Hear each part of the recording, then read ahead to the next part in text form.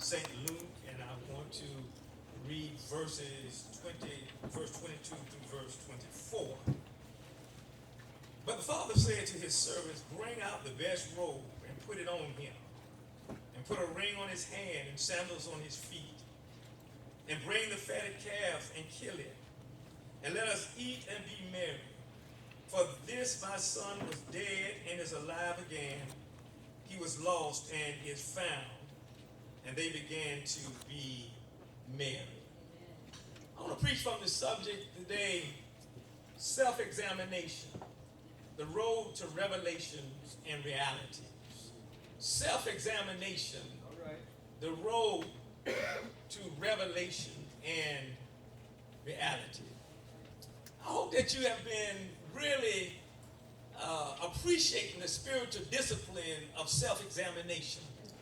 All month long, we've been examining ourselves. We've been looking at ourselves. And as I shared with the 8 o'clock congregation, something pretty powerful has been happening to me as I've been evaluating myself.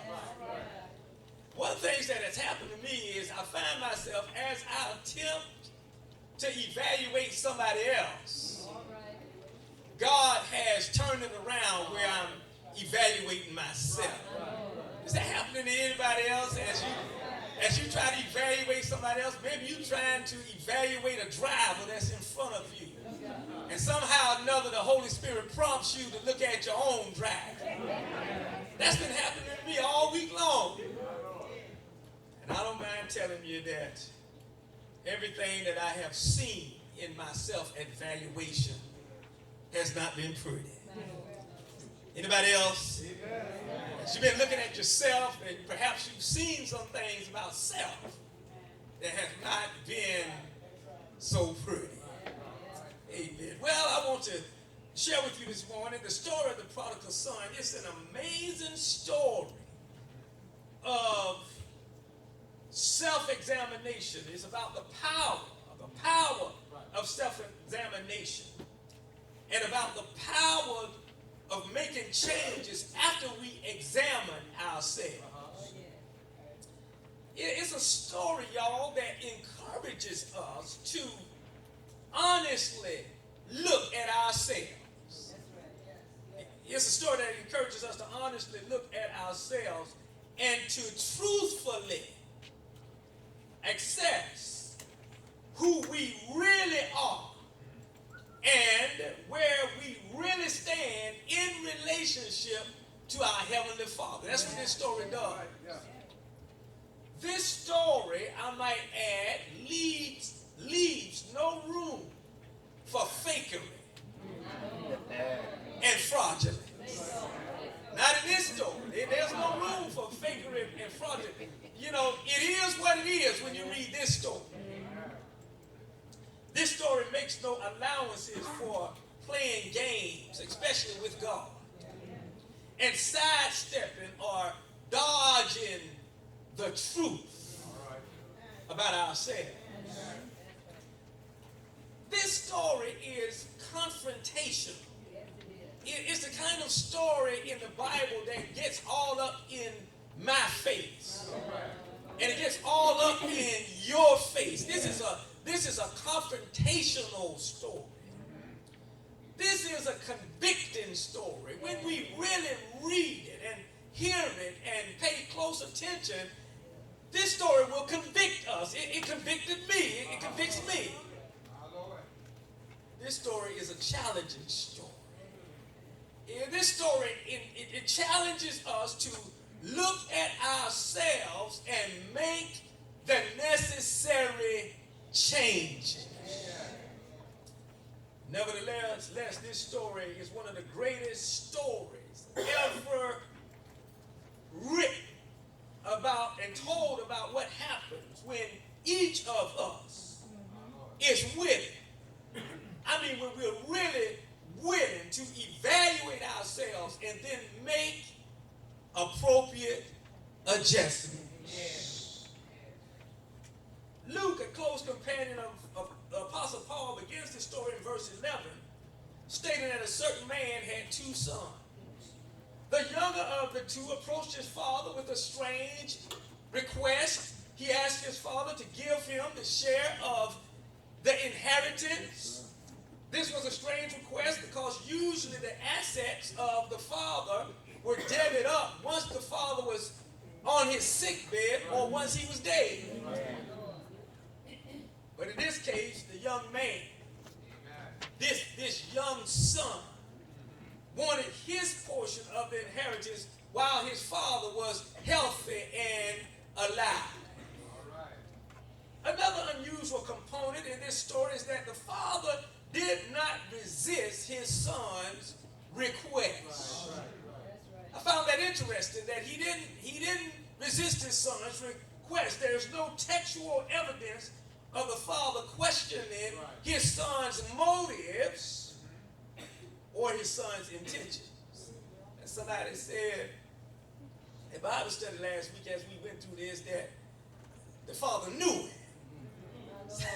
So there was no need to question.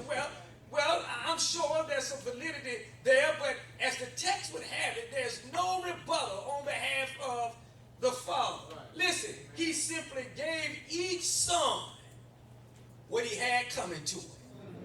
He gave his youngest son what he had coming to him upon his death, and he gave the youngest son what he had coming to him. Everything that the young boy had coming to him when his father died, his father gave it to him on that day.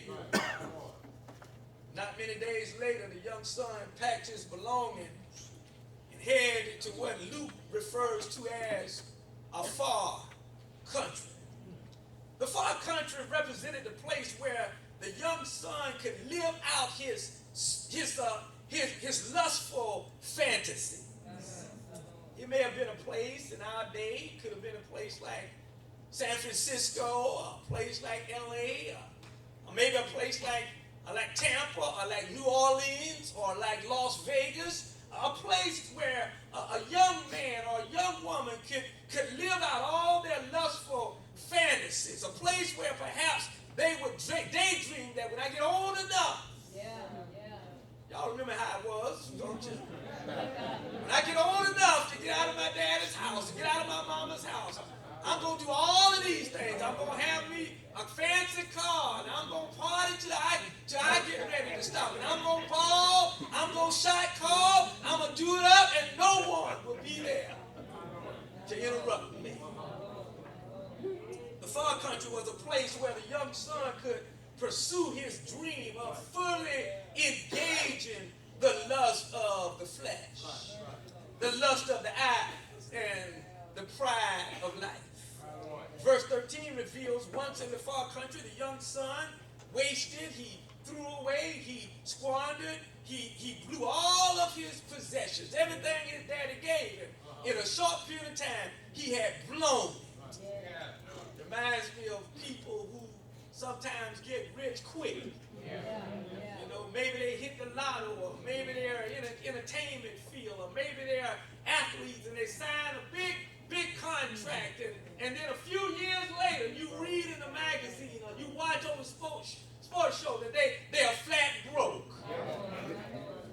That's what happened in this story. He blew all of his possessions in reckless and worthless and riotous living.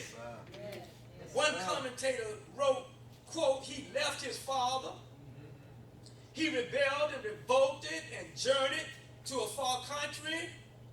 He chose a country that was drastically different from his father's country, a country that was full of carousing and drunkenness, partying and immorality, selfishness and greed, sin and shame, death and hell, end quote. Now, while living amid these loose, these low, these lost conditions, something happened. Verse 14 explains, but when he had spent all, when he didn't have anything left, when he had run through all of his money, when he had blown all of his assets, when he was flat broke, when he didn't have a nickel to his name, when he had nothing left, there arose a severe famine in the land. There was a serious shortage of food in the land. It was tough times. There was not enough food to be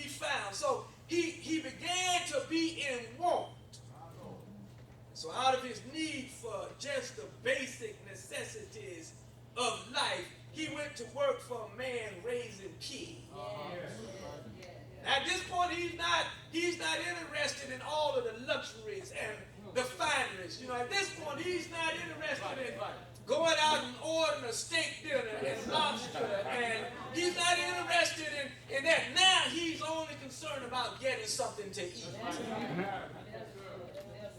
So out of his need for just the basic necessities, he went to work for a man raising pigs, and now his situation has been downgraded to desperation. Here it is, y'all. He so much wanted to eat what the pigs were eating, but no one gave him anything. He's really down now, y'all. He wants to eat what the pigs are eating. Think about being so hungry that whatever pigs eat looks appetizing. But that's where he was. That's what he was. But the tragedy is, although he wanted to eat the pig parts of the pig slop, nobody gave him it. It said a whole lot about what his life was worth. Because the pig farmer, in his mind, I can feed this pig, and I can fatten this pig, and I can take him to the market, and I can get something. But you do me no good. Your life is worthless. That's what he's saying. So with all the drama and trauma, the shock, the distress, the pain going on in and around him, this young man began to examine himself. In other words, he took an introspective look at himself. And this time, he's not talking about look at your neighbor and touch your neighbor. He's not talking about tell your neighbor anything. He's trying to survive. He's looking at himself. Doing this self-examination, he discovered some profound revelation. Yeah, the revelations he discovered pointed him and helped him to see his need for serious life-altering changes. That is, he looked at himself. And when he looked at himself, he saw the need for life-altering changes. But not only were there revelations, there were realities. The revelations, you see, opened the young man's eyes to see what his problems were, while the realities helped him to understand what he needed to do in order to fix his problem. Let me say that again. The revelation opened his eye to what the condition he was in, but the realities showed him what he needed to do in order to fix his problem. Let me put it like this. Say you're not feeling well. You can't quite put your hand on it, but you know something is not right. So you make an appointment and you go to see your doctor, and your doctor does a battery of tests. They do the EKG, they do the scan, CAT scan, and everything. They look at the pictures and they sit down and they reveal to you your health issue. That's your revelation. They say, based on what I see and what I know, this is what your problem is. This is what's going on in your body. But then he or she says, take this medication or go through this particular procedure and you will get better. You'll be just fine. Now what you have here before you is revelation. The doctor has pointed out to you what's wrong with you. But you also have reality when the doctor puts the ball back in your court in terms of what you need to do or what I need to do about the particular problem. Are you following me? On a trip to Africa last December, not the one this last June, but last December, our team got a revelation. The revelation came through the team leader who informed us that our flight back to the United States had been canceled. And we had been in Africa doing missionary work. We were tired and we were ready to get home. And some of y'all know how it was when we were in Haiti. And those of you who went in June, you know how it is. I mean, you do mission work, but I mean, you ready to get back home. And so here comes the revelation. The revelation was this: that our flight back to the United States, our scheduled flight had been canceled due to weather. I believe it was in Atlanta or someplace. All right? The good news was that reality, the revelation rather, was to be followed up by the reality that we had been booked on another flight that would get us home around the same time. Now we had revelation and we had reality. It was up to us to decide whether or not we were going to board the flight that had been rebooked for us. You see, reality always comes on the heels of revelation. You know, whenever the revelation comes, whenever God shows us some stuff, whenever we see some stuff because of our self-examination, the reality of what we're going to do about it always comes on the heels of the revelation. Okay, so now let's examine the young man's revelations and realities. Beginning with verse 17. Verse 17 states, but when he came to himself, that's that self-examination, y'all. He's thinking about him. He's thinking about himself. He's perusing his life. He's strolling through the corridors of his mind, and he's looking at those secret places in his heart. When he came to himself, he asked, he said, how many of my father's hired servants have bread enough to eat, and I perish with hunger? That's the revelation, y'all. He saw it. Now the revelation is his father had hired servants working for him. And the hired servants were living far better than he was. The hired servants were feasting sumptuously in a land of plenty. You see the revelation? He's thinking about this. And in all probability, the young son could imagine their plates full of lamb, full of fish, full of bread, full of cheese, full of fruit, and full of good vegetables. That's his revelation. He's looking at all this in his mind. But check this out, y'all. Here comes the reality. The reality is he's perishing. He's dying. He's wasting away from hunger. And the way he could remedy, fix his problem, was to go home, back to his father's house, where there was plenty of food and drink. So now he got the revelation. He got the reality. He got to make a choice. In verse 18, the younger son said, I will arise and go home to my father, and say to my father, Father, I have sinned against heaven and before you. Now let's examine the revelation. The revelation is this. He looked at himself. Am I right about it? Yeah. He faced the truth about himself. Yes, sir. He faced the truth, y'all, that the rift in the relationship between he and his father, the reason they were not on good terms, the source, the root cause, the basis of his estrangement, his alienation, his separation from his father was because of his own sinful behavior. That's revelation. That's what he saw. He had missed that before, but now he's seeing that I am the problem. That the problem rests with me. The reason my relationship is messed up is because I messed it up. The reason we're not on speaking terms is because I messed it up. The reason why I'm in this predicament is not my father's fault. My father didn't move. I moved.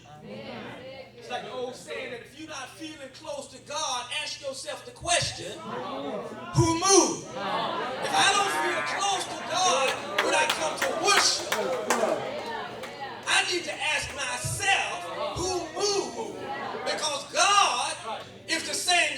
yesterday, today, and forever. And so somebody changed. It wasn't God.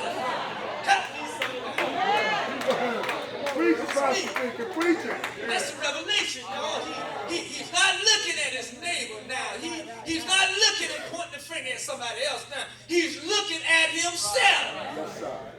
He's facing the truth. So, the reality was, he recognized that in order to make things right, he saw this. He needed to grow up. He needed to man up. He needed to own up. He needed to fess up. He needed to confess his sinful behavior. You see, because when he looked at himself, let me tell you what he saw. He saw that he had been juvenile, acting like 50 cents with no sense.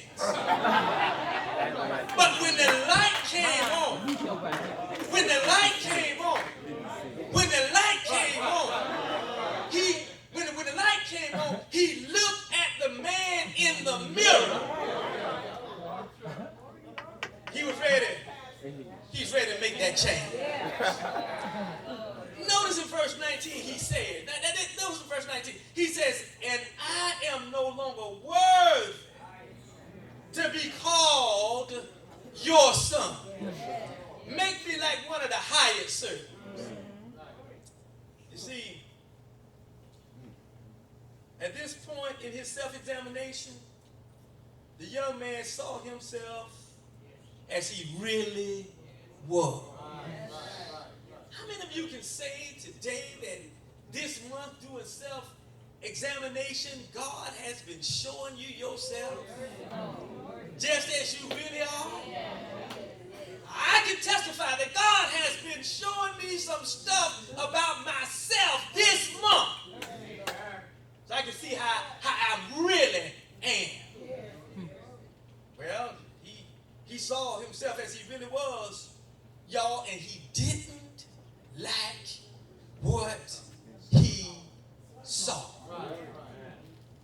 Well, what did he see? Well, the text bears me out. He saw himself as prideful. He had a head about as big as they could grow. Full of pride. The text reveals he saw himself as arrogant. Full of himself. The text reveals that he was self-centered. Full of himself. Thinking that the world and everything in it revolved around him. And if he wasn't in it, it was not to be. He saw himself as self-seeking. That's why he said, Father, in essence, give me what's going to come to me. I don't care what happens to you. It doesn't make any difference that you need me to help out. All I'm concerned about is what I can get out of this deal. Just give me mine. What he saw was rebellion. He was rebelling against his father, rebelling against authority, rebelling against leadership. That's right. That's right. That's what he saw. You see, y'all, somehow he had missed all of that before.